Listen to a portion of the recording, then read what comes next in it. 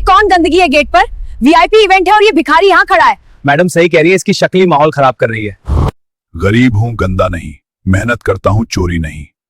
तेरे जैसे लोग सपने देखने के भी छोटे होते हैं। याद रखना, आज तुम मुझे निकाल रही हो, कल मैं तुम्हें निकालूंगा। जा जा, तेरे जैसे बहुत देखे हैं। हाँ अब जाओ यहाँ से। लोग मेरी गरीबी देखते हैं, मेरी ताकत नहीं। वक्त आने दो, मैं सबको जवाब दूंगा।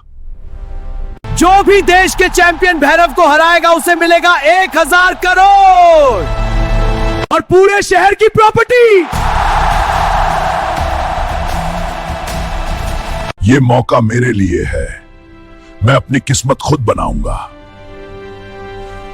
अरे ये हरा भिखारी मुझे हराएगा। आज भिखारी नहीं लड़ेगा, आज इंसाफ लड़ेगा।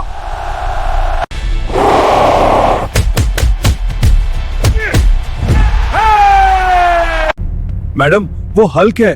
क्या? वही? हाँ, आज मैं सिर्फ ताकतवर नहीं, आज मैं मालिक हूँ। नहीं, ये मॉल अब मेरा है। गरीब पैदा होना गुनाह नहीं, लेकिन हिम्मत हार जाना सबसे बड़ा गुनाह है। मुझसे गलती हो गई। गलती नहीं, घमंड टूट गया है।